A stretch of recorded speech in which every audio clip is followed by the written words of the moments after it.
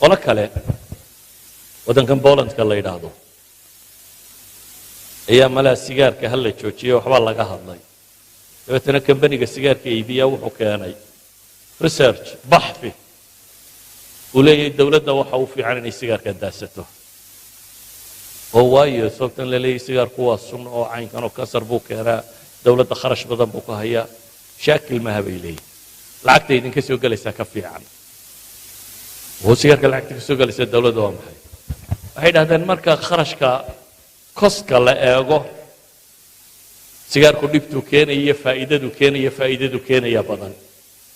maxaa u malaynaysaa faa'iidadu keenaya inay tahay faa'iidada ugu badan ay xisaabiyeen waxa weeyaan dadka sigaarka cabbaaba yidhaahdeen 10 sano ay ka da'yar yihiin dadka kale caadiga ah mostly bay yidhaahdeen sida caadiga Yurub benshanka 67 ma lagu galaa dhimashadooda waxay qiyaasaan average inay 78 years tahay 10 sannadood bay dawladdu benshan dadkaas siisaa 10 sannadood bay guryo iyo caafimaad iyo mushahar siisaa intaasaa idinka maranaysa bay yidhaahdeen intii benshankaanu kharajinaynaa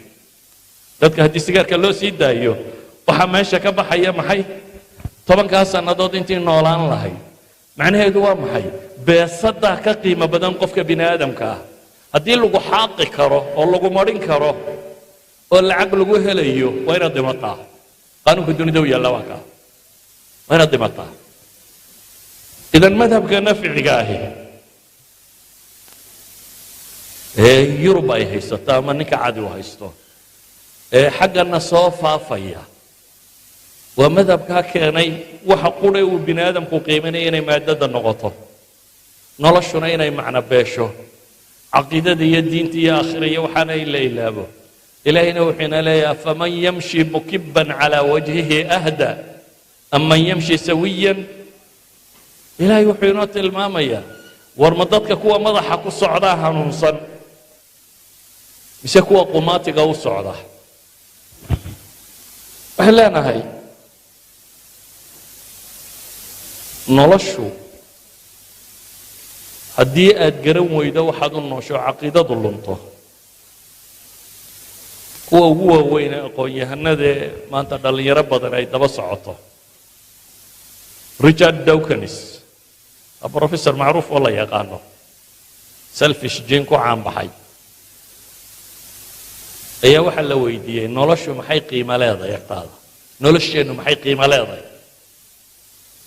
wuxuu ku jawaabay waa meaningless noloshu macna ma leh idan haddii lagu buufiyo sida quraanjada macna ma leh waayo khayr iyo sharba ma jiro agtiisa khayr iyo sharba ma jiro Hitler ma la ceebayn karaa bay yidhaahdeen haddaynu saa u eegno waxay leeyihin maya haddaynu saa u eegno waa maya soo duuduubo jaamacadkan maraykan mid ugu weyn kuwa ugu waaweyn ka mid ah Hopkins University